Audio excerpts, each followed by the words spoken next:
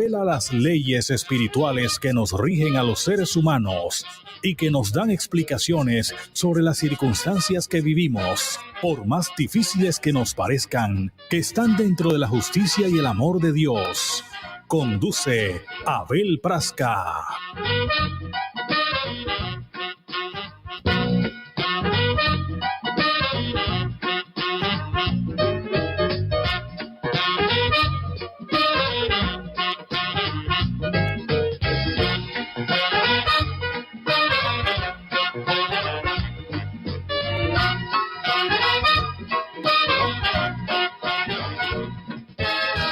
Del horizonte, arriba en la montaña. Muy buenas tardes, queridos amigos. Bienvenidos a su programa Barranquilla Espiritual. Había tenido un receso por varios años. Habíamos estado al aire durante 4 años en otra emisora de la ciudad. Pero bueno, gracias a Dios estamos aquí nuevamente. Gracias también a nuestros patrocinadores, Ferretería Materiales Rueda, que queda en la carrera 48, calle 75, esquina La del Caballo. Panadería Nueva York, avenida Circunvalar, Parque Industrial Zona Express. Manuel Barbo González, médico alternativo, carrera 42, A3, número 84137, Barrio Los Nogales. WhatsApp 304-397-4569. Bueno, mis amigos, entonces este programa está hecho para revelar, como dice la publicidad, las leyes espirituales que nos rigen a todos los seres humanos y que sin importar las situaciones difíciles que tengamos en la vida, esas leyes espirituales, como están hechas de toda eternidad por Dios, obedecen a la justicia y al amor de Dios. Así no entendamos en el momento, por falta de conocimiento, por ignorancia, no entendamos el porqué de estas aflicciones, el porqué de estos sufrimientos, pero todos, absolutamente todos, tienen una razón de ser. Entonces, este es el objetivo de este programa, divulgar para todos nuestros amigos de Barranquilla, por eso se llama así, Barranquilla Espiritual, para llevarles un toque de espiritualidad a todos nuestros hermanos de Barranquilla y pues hacer que entiendan mejor por qué vivimos lo que vivimos. Pero lo importante es que de nuestro albedrío, de nuestra voluntad, está salir de esas situaciones difíciles, vivir mejor, aún con enfermedades, aún con aflicciones, aún con sufrimiento. Todos podemos, entendiendo por qué pasan estas cosas, tener una otra actitud, la otra mejilla de que hablaba Jesús, otra actitud ante la vida para realmente sacarle provecho a todos estos sufrimientos y estas aflicciones que todos, sin excepción, tenemos. También tenemos aquí en cabina a William Fontalvo. ¿Cómo estás, William? Saluda a todos nuestros oyentes. Buenas tardes. Buenas tardes. Deseando la luz del Señor que nos ilumine para poder seguir divulgando esta doctrina que nos esclarece y nos da la luz de una vida mejor en la parte moral del ser humano, que sea provechoso por el comienzo de esta intervención que comienza de ahora y que la llevemos a todos los que nos oyen y también a los que la conocen, que sea de sabiduría y de luz para cada uno. Bien, gracias, William. Entonces, para iniciar, el programa se llama Barranquilla Espiritual, pero nos dedicamos más que todo a divulgar la revelación espírita o espiritismo. Entonces, para empezar y para darle una introducción a todas estas enseñanzas que vamos a tener, vamos a reproducir un audio de la historia o el proceso histórico de esta manifestación espiritual que empezó en forma masiva, digamos así, en el año 1848 en Hydesville, Nueva York. Entonces, a continuación vamos a oír ese audio y posteriormente estaremos atendiéndolos a ustedes a sus llamadas. El teléfono en cabina es el 605-309-1015 y puedes marcar también a nuestro WhatsApp personal 315-726-9524. También estamos siendo reproducidos desde Facebook Live. Entonces, también estaremos enviándoles el link de Facebook Live a continuación. Entonces, vamos a conocer el resumen histórico del espiritismo.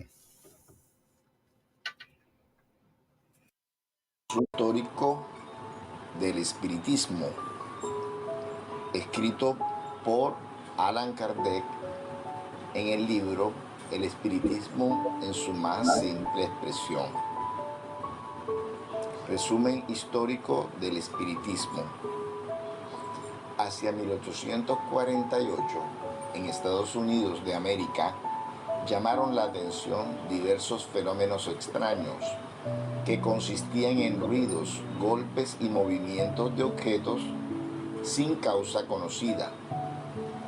Esos fenómenos ocurrían a menudo en forma espontánea, con una intensidad y una persistencia singulares, pero también se observó que se producían más particularmente bajo la influencia de determinadas personas a las que se designó con el nombre de médiums, quienes en cierto modo podían provocarlos a voluntad, lo cual permitió repetir las experiencias. Para eso se servían sobre todo de mesas, no porque ese objeto fuera más adecuado que otro, sino tan solo porque es movible, resulta más cómodo y nos sentamos más fácilmente y con mayor naturalidad alrededor de una mesa que frente a cualquier otro mueble. Se obtuvo de esa manera la rotación de la mesa, luego movimientos en todas las direcciones, temblores, vuelcos, levitaciones, golpes violentos, etc. Este fenómeno fue designado en los comienzos con el nombre de mesas giratorias o danza de las mesas. Hasta allí el fenómeno podía explicarse perfectamente mediante una corriente eléctrica o magnética, o por la acción de un fluido desconocido. Esa fue, en efecto, la primera opinión que se generó acerca de él. Con todo, no se tardó en reconocer en esos fenómenos la presencia de efectos inteligentes, de modo que el movimiento obedecía a la voluntad. La mesa se dirigía a la derecha o a la izquierda hacia una persona señalada. Se paraba sobre una o dos patas al recibir la orden de hacerlo. Producía el número de golpes solicitado, marcaba el compás, etc. A partir de entonces fue evidente que la causa no era puramente física, y de acuerdo con el axioma según el cual, si todo efecto tiene una causa, todo efecto inteligente debe tener una causa inteligente, se llegó a la conclusión de que la causa de ese fenómeno tenía que ser una inteligencia. ¿Cuál era la naturaleza de esa inteligencia? Allí estaba el problema. Primero se pensó que podía ser un reflejo de la inteligencia del medium o de los asistentes, pero de inmediato la experiencia demostró que eso era imposible, porque se obtenían informaciones completamente ajenas al pensamiento y a los conocimientos de las personas que se hallaban presentes, e incluso contrarias a sus ideas, su voluntad y su deseo. Por consiguiente, esa inteligencia solo podía pertenecer a un ser invisible. El medio de asegurarse de ello era muy simple. consistía en entablar una conversación con ese ser, lo que se hizo mediante un número convenido de golpes que significaban sí o no, o que designaban las letras del alfabeto. Así se obtuvieron respuestas a las diversas preguntas que se les formulaban. El fenómeno fue denominado mesas parlantes. Todos los seres que se comunicaron de ese modo, al ser interrogados acerca de su naturaleza, declararon ser espíritus y pertenecer al mundo invisible. Dado que se produjeron los mismos efectos en un gran número de localidades, por intermedio de personas diferentes, y que fueron observados además por hombres muy serios e instruidos, no era posible que todos fueran juguetes de una ilusión. De América el fenómeno pasó a Francia y al resto de Europa, donde durante algunos años las mesas giratorias y parlantes estuvieron de moda y se convirtieron en el entretenimiento de los salones. Después, cuando se cansaron de ellas, las dejaron a un lado para dedicarse a otra distracción. El fenómeno no tardó en presentarse con un nuevo aspecto que lo apartó del dominio de la simple curiosidad. Las limitaciones de este compendio no nos permiten hacer un seguimiento de él en todas sus fases, de modo que pasaremos directamente a lo que ofrece de más característico, a lo que llamó la atención sobre todo de las personas serias.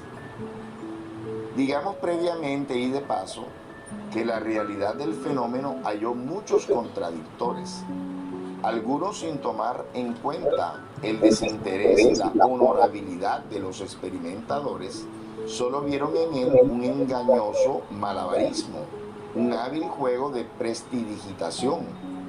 Los que no admiten nada más allá de la materia, los que solo creen en el mundo visible y piensan que todo muere junto con el cuerpo, los materialistas, en una palabra, los que se califican de espíritus fuertes, relegaron la existencia de los espíritus invisibles a la categoría de las fábulas absurdas. Tildaron de locos a quienes tomaban la cuestión en serio y los colmaron de sarcasmo e ironía. Otros, que no podían negar los hechos, pero se hallaban dominados por un determinado orden de ideas, atribuyeron esos fenómenos a la influencia exclusiva del diablo y con ese recurso trataron de amedrentar a los tímidos. Con todo, hoy en día el temor al diablo ha perdido notablemente su prestigio. Se habló tanto de él, se lo ha descrito de tantas maneras que las personas se familiarizaron con esa idea y muchos decidieron que había que aprovechar la ocasión para ver qué es el diablo realmente. De ahí resultó que, con excepción de una reducida cantidad de mujeres timoratas, el anuncio de la llegada del auténtico diablo tuvo algo de excitante para quienes solo lo habían visto en los cuadros o en el teatro. Para muchas personas fue un poderoso estimulante, de suerte que los que pretendieron valerse de ese recurso para oponer una barrera a las ideas nuevas han ido contra su objetivo y, sin quererlo, se convirtieron en agentes de propaganda tanto más eficaces cuanto más alto gritaban. El resto de los críticos no tuvieron mejor éxito, porque a hechos comprobados y a razonamientos categóricos solo pudieron oponer negaciones. Leed lo que han publicado en todas partes. Hallaréis pruebas de su ignorancia y de la falta de una observación seria de los hechos, y en ninguna parte una demostración concluyente de su inviabilidad. Toda su argumentación se resume así: no creo, por lo tanto eso no existe. Todos los que creen están locos. Solo nosotros tenemos el privilegio de la razón y del buen sentido. El número de adeptos que el espiritismo ha conquistado gracias a la crítica seria o a la burlesca es incalculable, porque en todos los casos no hemos encontrado más que opiniones personales, desprovistas de pruebas en contra, Prosigamos pues con nuestra exposición. Las comunicaciones a través de golpes eran lentas e incompletas.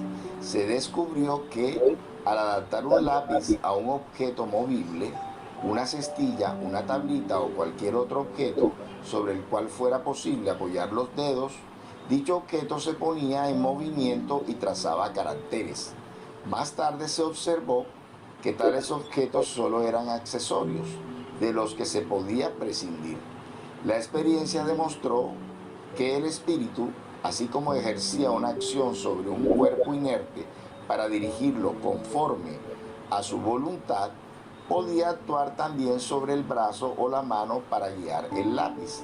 Entonces surgieron los médiums escribientes, es decir, las personas que escriben de manera involuntaria bajo el impulso de los espíritus, de los cuales pasan a ser instrumentos e intérpretes. A partir de ese momento, las comunicaciones ya no tuvieron límites y el intercambio de ideas pudo realizarse con tanta rapidez y amplitud como el que existe entre los vivos. Se trataba de un vasto campo abierto a la exploración, del descubrimiento de un mundo nuevo, el mundo de los seres invisibles, del mismo modo que el microscopio había hecho posible el descubrimiento del mundo de los seres infinitamente pequeños. ¿Qué son esos espíritus? ¿Qué papel desempeñan en el universo? ¿Con qué objetivos se comunican con los mortales? Estas son las primeras preguntas que se trató de responder. Pronto se supo por intermedio de ellos mismos que no son seres aparte en la creación, sino las almas mismas de los que vivieron en la tierra o en otros mundos. Se supo que esas almas, tras haberse despojado de su envoltura corporal, pueblan y recorren el espacio. Ya no fue posible dudar de ello cuando se reconoció entre los espíritus a parientes y amigos, con los cuales fue posible conversar, cuando ellos mismos acudieron a dar pruebas de su existencia, a demostrar que en ellos solo está muerto el cuerpo, que su alma o espíritu vive siempre y que están ahí cerca de nosotros, que nos ven y nos observan tal como lo hacían en vida, y envuelven con su solicitud a aquellos a quienes han amado, cuyo recuerdo es para ellos una grata satisfacción. Por lo general se tiene de los espíritus una idea completamente falsa. No son, como muchos se lo imaginan, seres abstractos, difusos e indefinidos, ni algo así como un resplandor o una chispa. Se trata, por el contrario, de seres muy reales, que poseen su individualidad y una forma determinada. Podemos formarnos una idea aproximada acerca de ellos mediante la explicación que sigue. En el hombre hay tres partes esenciales. Primero, el alma o espíritu, principio inteligente en el que residen el pensamiento, la voluntad y el sentido moral.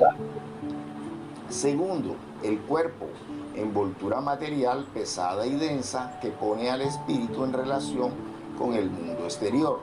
Tercero, el periespíritu, envoltura fluídica ligera que sirve de lazo y de intermediario entre el espíritu y el cuerpo. Cuando la envoltura exterior está gastada y ya no puede funcionar, deja de vivir. Entonces el espíritu se despoja de ella, como el fruto de su cáscara y el árbol de su corteza. En una palabra, de la misma manera que descartamos un traje viejo que no nos sirve más. Esto es lo que se denomina muerte. Así pues, la muerte no es otra cosa que la destrucción de la envoltura densa del espíritu. Solo el cuerpo muere, el espíritu es inmortal. Durante la vida el espíritu se encuentra, por decirlo así, oprimido por los lazos de la materia, a la cual está unido, que a menudo paraliza sus facultades. La muerte del cuerpo libera al espíritu de esos lazos. Este se desprende de aquel y recobra su libertad, así como la mariposa sale de su crisálida. Con todo, el espíritu solo deja el cuerpo material, pues conserva el periespíritu, que constituye para él una especie de cuerpo etéreo, vaporoso, imponderable para nosotros y con forma humana, la cual parece ser la forma típica. En su estado normal, el perispíritu es invisible, pero el espíritu puede hacerle sufrir ciertas modificaciones que lo tornan momentáneamente perceptible para la vista e incluso para el tacto, tal como sucede con el vapor condensado. De ese modo, los espíritus a veces pueden mostrarse en las apariciones. Con la ayuda del perispíritu, el espíritu actúa sobre la materia inerte y produce diversos fenómenos como ruidos, movimientos de objetos, escritura, etc. Los golpes y movimientos son, para los espíritus, medios de demostrar su presencia y de llamar la atención, exactamente como cuando una persona da palmadas para anunciarse. Algunos espíritus no se limitan a producir ruidos moderados, sino que llegan a provocar un estrépito semejante al de la vaquilla cuando se rompe, o al de puertas que se abren y se cierran, o al de muebles que se derriban. A través de los golpes y los movimientos basados en una convención, los espíritus pueden expresar sus ideas. No obstante, la escritura les ofrece un medio completo, más rápido y cómodo, por eso la prefieren. Así como pueden hacer que se tracen caracteres, también pueden guiar la mano para que dibuje, escriba música o ejecute un fragmento musical en algún instrumento. En una palabra, a falta de su propio cuerpo que ya no poseen, los espíritus se sirven del cuerpo del médium para manifestarse a los hombres de una manera sensible.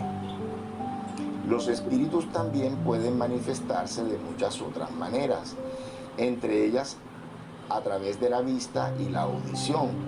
Algunas personas llamadas médiums auditivos tienen la facultad de escucharlos y de ese modo pueden conversar con ellos. Otros los ven, son los médiums videntes. Los espíritus que se manifiestan a la vista se presentan por lo general con una forma análoga a la que tenían en vida, pero vaporosa. Otras veces esa forma adopta todas las apariencias de un ser vivo, hasta el punto de causar una ilusión completa, de modo que a veces se los ha tomado por personas de carne y hueso, con las cuales se ha podido conversar e intercambiar apretones de manos, sin sospechar que se estaba en relación con espíritus, excepto por su desaparición súbita.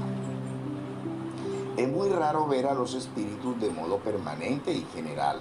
Sin embargo, las apariciones individuales son bastante frecuentes, sobre todo en el momento de la muerte. El espíritu, una vez desprendido del cuerpo, parece darse prisa en ir a ver de nuevo a sus parientes y amigos, como para advertirles que acaba de dejar la tierra y decirles que sigue vivo.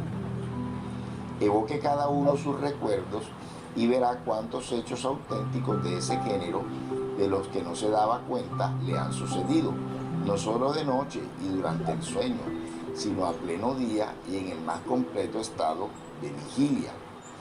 En el pasado esos hechos se consideraban sobrenaturales y maravillosos, y se los atribuía a la magia y a la brujería. En la actualidad, los incrédulos los atribuyen a la imaginación.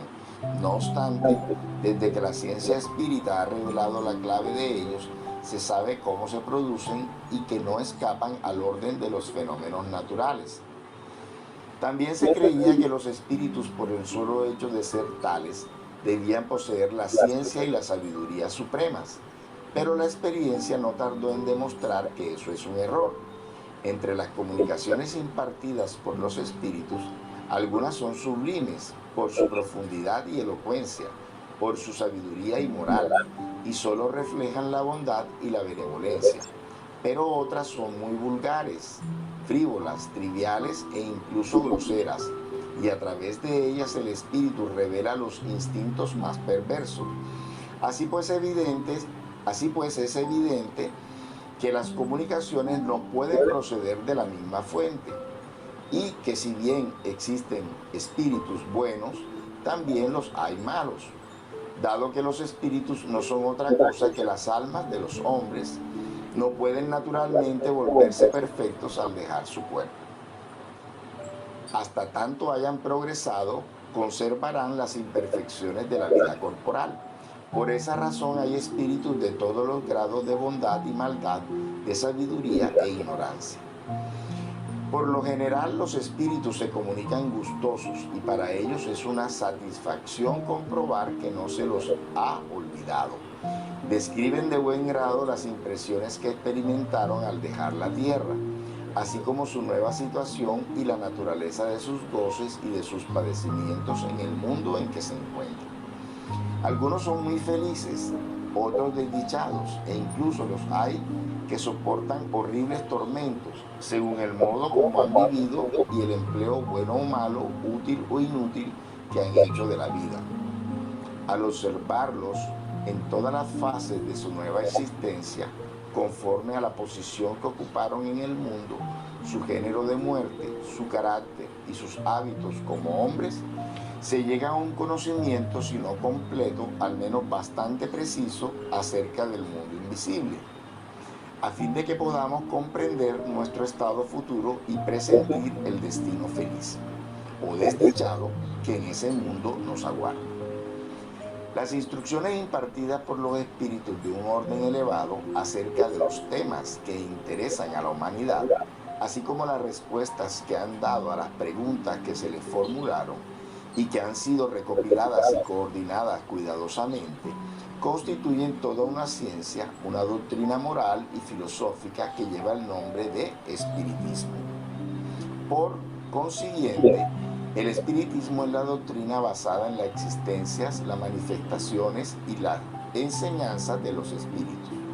Esta doctrina se halla expuesta de una manera completa con respecto a la parte filosófica en el libro de los espíritus, en relación con la parte práctica y experimental en el libro de los medios, y por lo que se refiere a la parte moral en el Evangelio según el espiritismo.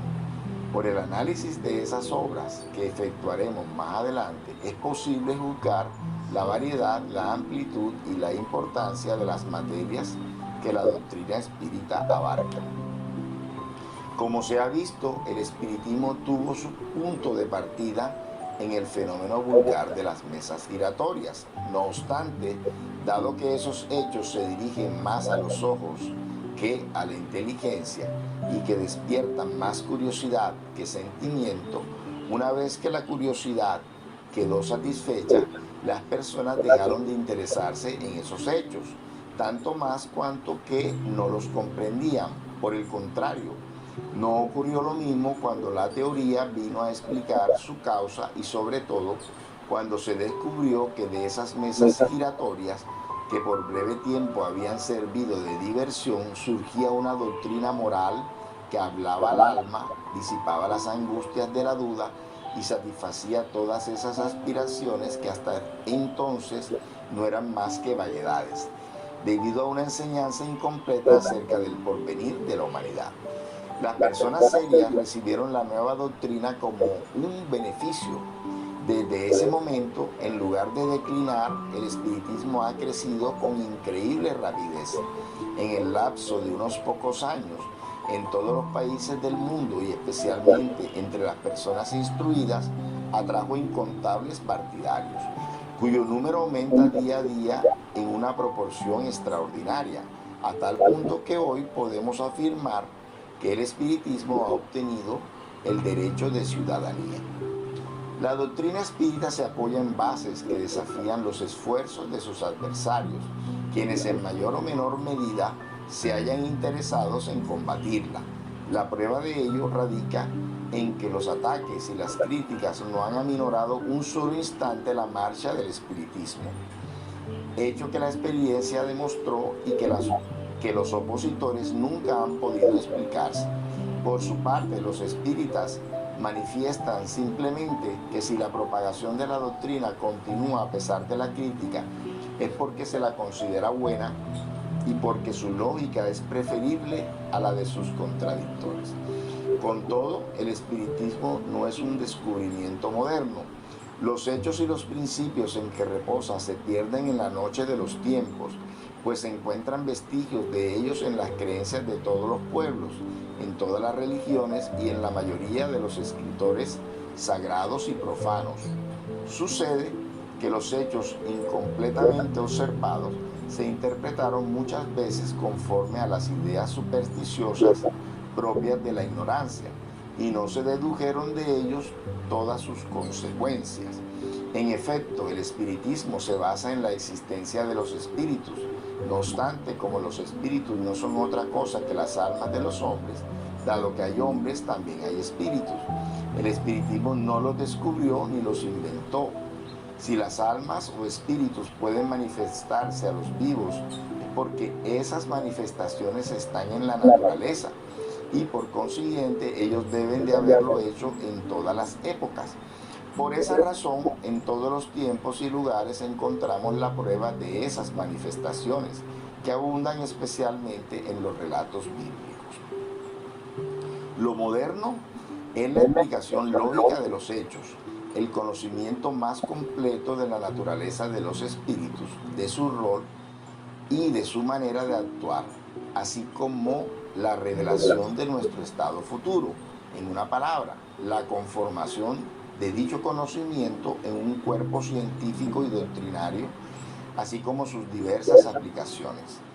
Los antiguos conocían lo principal, los modernos conocemos los detalles. En la antigüedad el estudio de esos fenómenos era privilegio de ciertas castas, que solo lo revelaban a los iniciados en sus misterios. En la Edad Media, los que se ocupaban de ellos ostensiblemente eran considerados brujos y se los quemaba en la hoguera. Pero en la actualidad no hay misterios para nadie. A nadie se quema vivo. Todo sucede a la luz del día y cualquiera está en condiciones de instruirse acerca de esos fenómenos y de practicarlos, porque hay medios en todas partes. Tampoco tiene nada de nuevo la doctrina que los espíritus enseñan en la actualidad.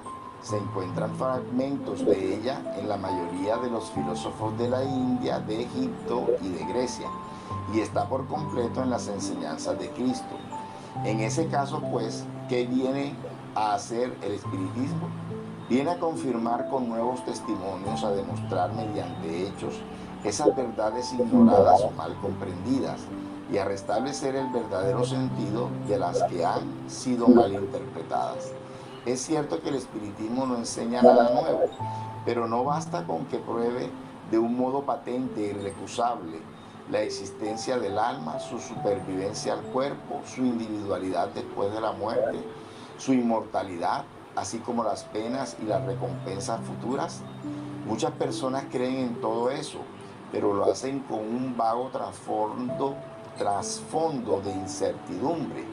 En su fuero interior se preguntan, ¿y si no fuera cierto? ¿Cuántos hay que han sido conducidas a la incredulidad porque se les mostró el porvenir con un aspecto que su razón no podía admitir? Para el creyente que vacila no significa nada la posibilidad de afirmar, ahora estoy seguro. Para el ciego no significa nada el hecho de volver a ver la luz. A través de los hechos y de su lógica, el espiritismo acude a disipar la ansiedad inherente a la duda y devuelve la fe al que se había apartado de ella.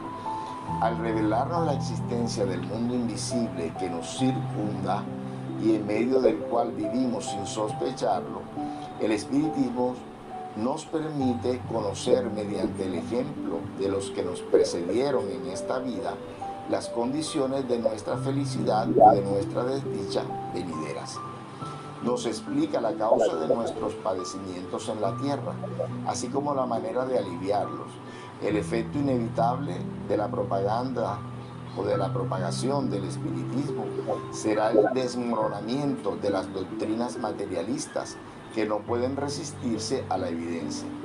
El hombre, convencido de la grandeza y la importancia de su existencia futura, que es eterna, la compara con la incertidumbre de la vida material o terrenal, que es tan breve, y entonces se eleva con el pensamiento por encima de las mezquinas consideraciones humanas. Como conoce la causa y el objetivo de sus miserias, las soporta con paciencia y resignación, pues sabe que son un medio para alcanzar un estado mejor. El ejemplo de los que vienen de ultratumba para describir sus alegrías y sus dolores, demostrando la realidad de la vida futura, prueba al mismo tiempo que la justicia de Dios no deja ningún vicio sin castigo, ni ninguna virtud sin recompensa. Agreguemos por último que las comunicaciones con los seres queridos que hemos perdido nos ofrecen un agradable consuelo, pues nos demuestran no solo que esos seres existen, sino que estamos menos separados de ellos que en el caso de que estuvieran vivos pero en un país lejano. En resumen, el espiritismo alivia la amargura de los pesares de la vida, calma la desesperación y las inquietudes del alma, disipa la incertidumbre o el terror acerca del porvenir, aleja la idea de abreviar la vida mediante el suicidio. Por eso mismo hace dichosos a los que se compenetran con él. Y ahí radica el gran secreto de su rápida propagación. Desde el punto de vista religioso, el espiritismo se basa en las verdades fundamentales de todas las religiones: Dios, el alma, la inmortalidad, las penas y las recompensas futuras. Con todo, es independiente de cualquier culto en particular. Su objetivo consiste en probar a los que niegan o dudan que el alma existe y sobrevive al cuerpo, y que después de la muerte sufre las consecuencias del bien y del mal que ha cometido durante la vida corporal. Esto es patrimonio de la totalidad de las religiones. En calidad de creencia en los espíritus, el espiritismo se encuentra también en todas las religiones, así como en todos los pueblos, porque donde quiera que haya hombres, hay almas o espíritus, y porque estos se han manifestado en todas las épocas. El relato de esas manifestaciones figura en todas las religiones sin excepción. Así pues, se puede ser católico, tanto griego como romano, protestante, judío o musulmán, y creer en las manifestaciones de los espíritus, por consiguiente ser espírita. Prueba de ello es que el espiritismo tiene adherentes en todas las creencias religiosas. En calidad de morales, el espiritismo es esencialmente cristiano, porque la que enseña no es sino el desarrollo y la aplicación de la moral de Cristo, la más pura de todas y cuya superioridad nadie discute, prueba evidente de que es la ley de Dios.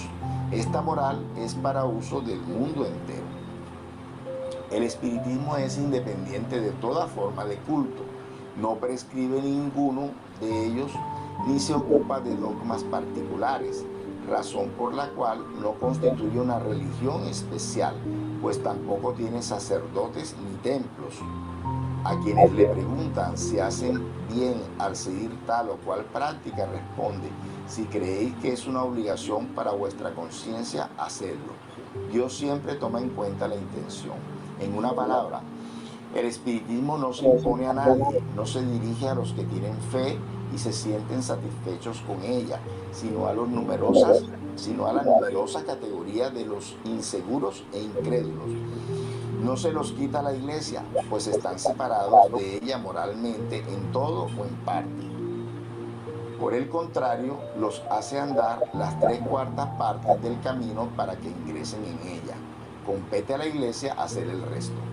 Es verdad que el espiritismo combate determinadas creencias, tales como la de la eternidad de las penas, la del fuego material del infierno, la de la personalidad del diablo, etc. Sin embargo, no es cierto también que esas creencias impuestas como absolutas han generado incrédulos en todos los tiempos y siguen haciéndolo a diario. Si el espiritismo, al dar a esos dogmas y a algunos otros una interpretación racional, reconduce a la fe a los que habían desertado de ella, no presta un servicio a la religión. Por ese motivo, decía un venerable eclesiástico: el espiritismo hace creer en algo, y vale más creer en algo que no creer en nada. Dado que los espíritus no son otra cosa que las almas, no podemos negar a los espíritus sin negar a las almas. Una vez admitida la existencia de las almas o espíritus, el problema queda reducido a su más simple expresión. ¿Las almas de los que han muerto pueden comunicarse con los vivos? El espiritismo prueba mediante hechos materiales que la respuesta afirmativa es la correcta. Por el contrario, ¿cuál es la prueba que podrían aportar los que piensan que eso no es posible? Si lo es, ninguna negación impedirá que así sea, porque no se trata de un sistema ni de una teoría, sino de una ley de la naturaleza. Ahora bien, contra las leyes de la naturaleza, la voluntad del hombre es impotente. De buen grado o a disgusto tendrá que aceptar las consecuencias de esas leyes y adaptar a ellas sus creencias y sus costumbres. Lectura por Abel Prasca, presidente de FUSENDA, Fundación Centro de Estudios Espíritas Mies de Amor de Barranquilla, Colombia.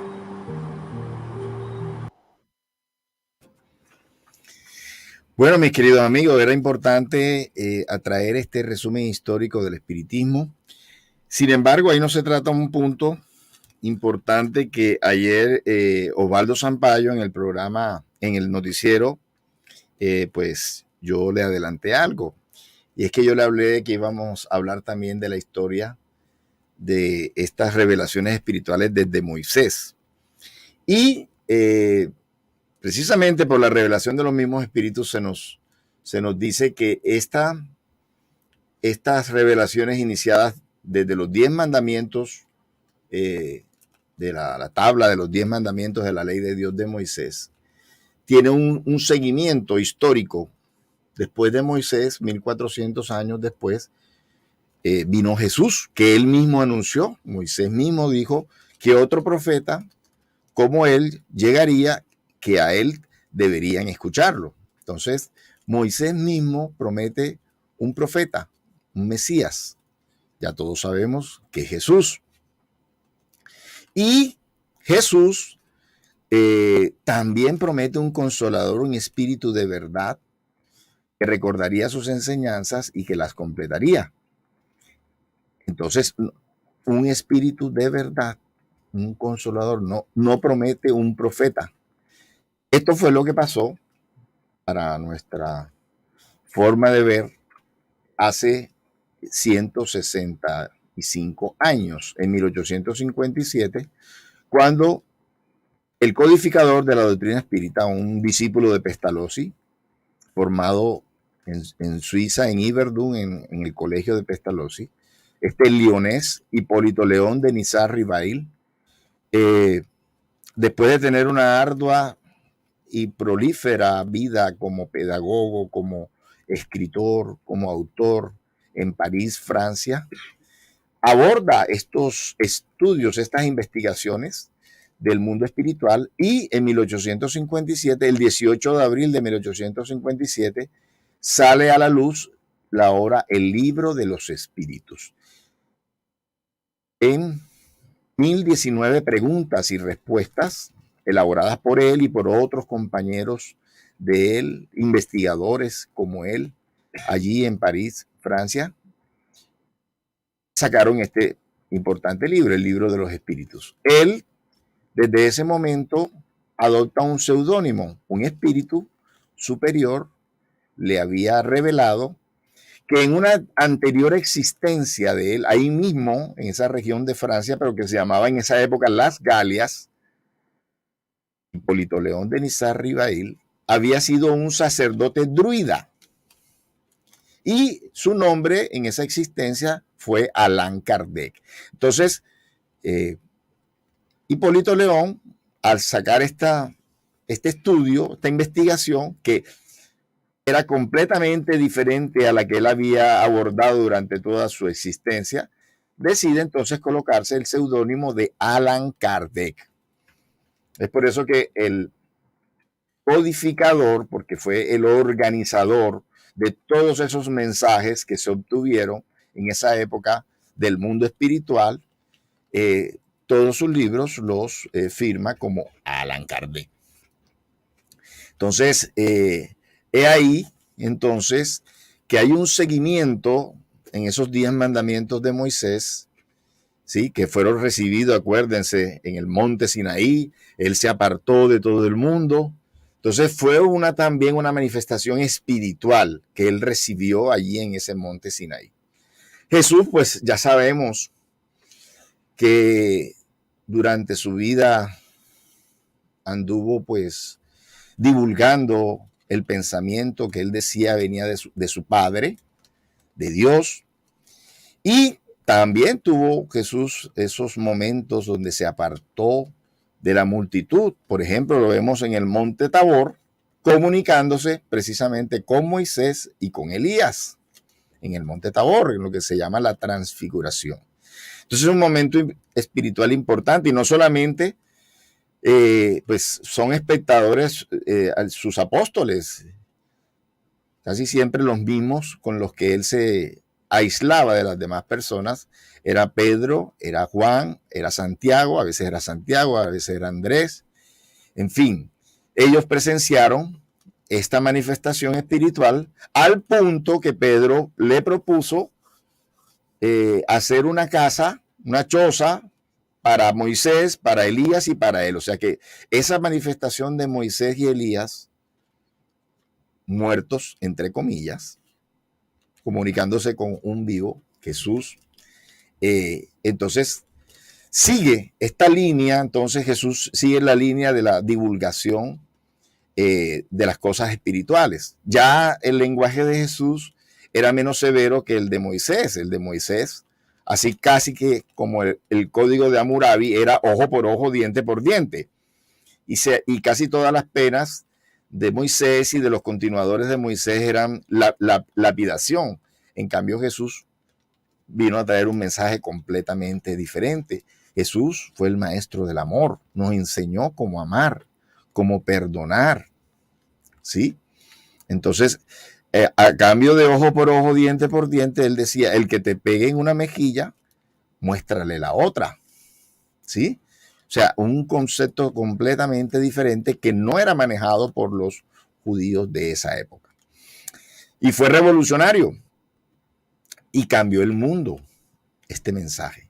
Sin embargo, en su presciencia, en su conocimiento, él sabía que esa enseñanza no iba a bastar y que en otro tiempo iba a ser necesaria que se recordaran sus enseñanzas. Y es precisamente eso lo que trae el espiritismo o doctrina de los espíritus o doctrina espírita, como le queramos llamar, porque son los espíritus superiores, los seres elevados que pasaron por la tierra, a los que Dios se le dio permiso, a los que Jesús también les dio permiso, para que regresaran a la tierra y demostraran de una vez por todas la inmortalidad del alma. Entonces, es ahí, entonces, por ejemplo, en el libro de los espíritus que tenemos aquí y que cualquiera de ustedes lo puede conseguir en la librería Panamericana, en la librería Nacional, es una obra muy popular, así como el Evangelio según el Espiritismo, así como el libro de los medios, son libros que puede usted conseguir en cualquier librería grande del país.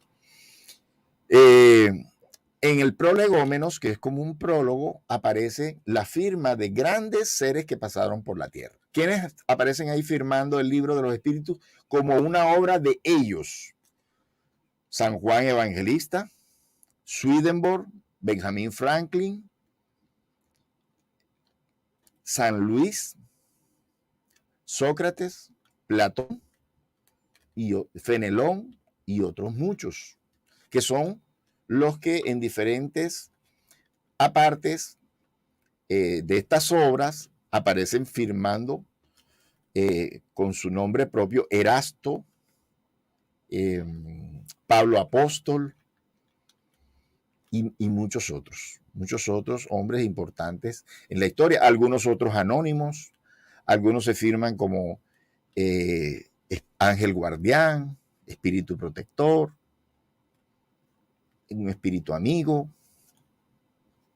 Pero entonces, esta es una buena nueva.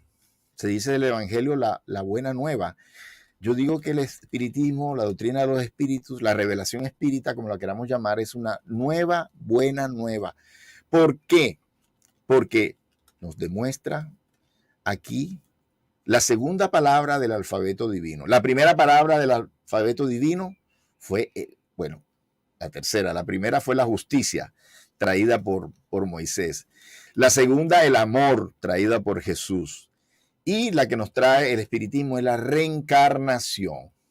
La reencarnación nos demuestra reencarnación, la inmortalidad del alma.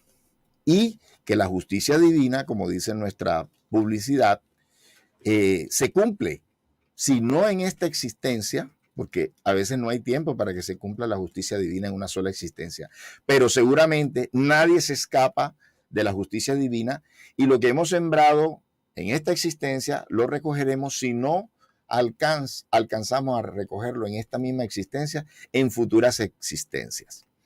Y de esto también habló Jesús, porque precisamente bajando del Tabor, uno de los apóstoles le preguntó, ¿pero por qué dicen los escribas que Elías debe venir? ¿Y qué dijo Jesús? Le contradijo todo lo contrario. Dijo, sí, es que Elías ya vino y no lo conocieron y lo hicieron de él como quisieron. Y así también harán con el Hijo del Hombre. Él se autodenominaba el Hijo del Hombre. Y dice el evangelista, entonces comprendieron que hablaba de Juan el Bautista. En el momento del Tabor, de la manifestación espiritual del Tabor, ya Juan el Bautista había sido decapitado por Herodes y por su hermosa familia. Entonces, allí en el Tabor se estaba manifestando Juan el Bautista, pero con la personalidad de Elías. Entonces se cumplió la profecía con las propias palabras de Jesús, y está en otro evangelio también, donde él dice que si queréis entender lo que digo, Juan era el mismo Elías que debía venir. Entonces, lógicamente que no se conoció, y algunos estudiantes de la Biblia dicen es que eso no es bíblico. Pero no es bíblico con la palabra reencarnación, pero el concepto de que un profeta podía regresar es totalmente bíblico. Incluso en muchas polémicas acerca de Jesús se decía, unos dicen que eres Elías, otros que eras Jeremías o algún otro de los profetas. Eso quiere decir que el concepto de la transmigración del alma era aceptado por los judíos. ¿Ok? Entonces, si vas a buscar la palabra reencarnación, es una palabra nueva, pero el concepto de que un profeta podía regresar es completamente aceptado. E incluso los judíos modernos creen en la reencarnación. Lo tienen como uno de sus dogmas. Muchos católicos, muchos cristianos de diferentes denominaciones todavía no han aceptado este dogma, pero lo aceptarán, porque la misma ciencia, y eso lo vamos a hablar en el transcurso de nuestro programa, lo está demostrando. La ciencia está demostrando la reencarnación con investigaciones de niños que recuerdan espontáneamente sus existencias anteriores en la Universidad de Virginia, la Universidad de Islandia, estudios serios, la Universidad y el Hospital Monte Sinaí con Brian Weiss y sus obras también por el lado de la hipnosis.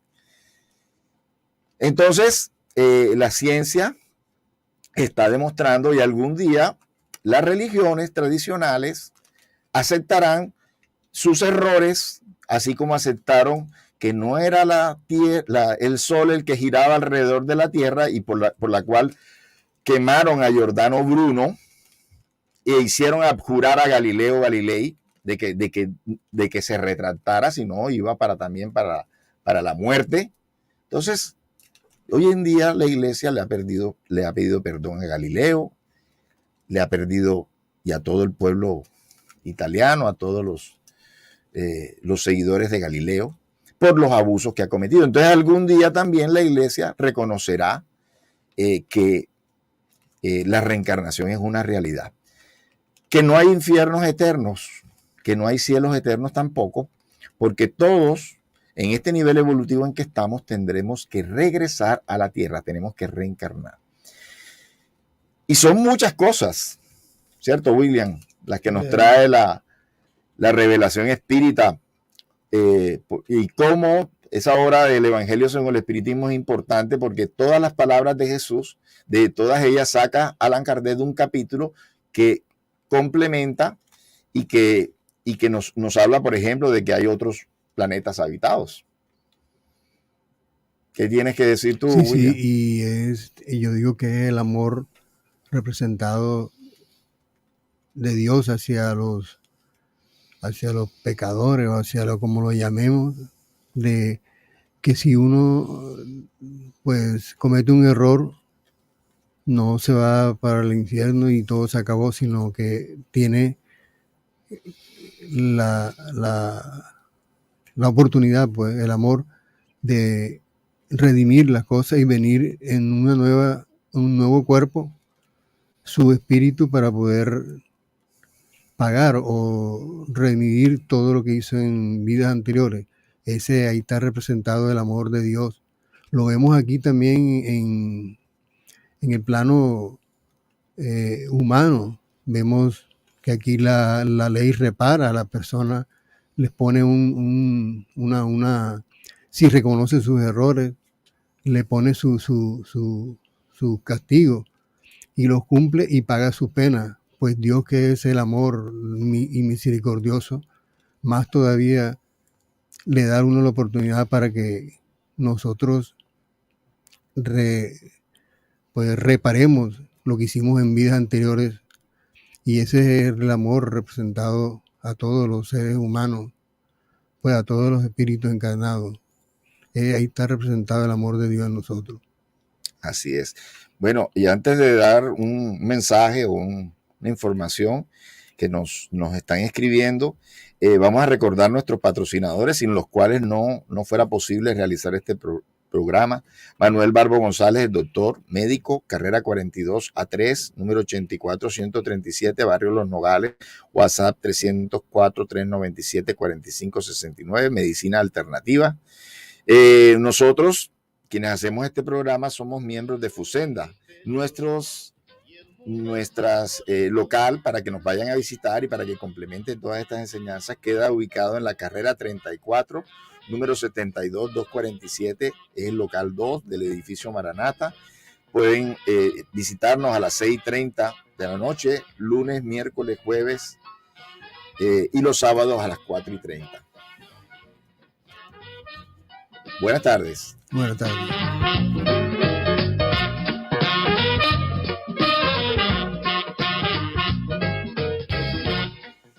Nos reencontramos entonces el próximo sábado con otro tema importantísimo que va a complementar este estudio del día de hoy. Hasta pronto. Y que Dios nos ilumine a todos. Detrás del horizonte, arriba en la montaña, por donde sea que va. Barranquilla Espiritual, un programa que revela las leyes espirituales que nos rigen a los seres humanos. Escúchalo todos los sábados de 2 a 3 de la tarde por Radio Ya 1430 AM y www.radioya.co. Conduce Abel Prasca.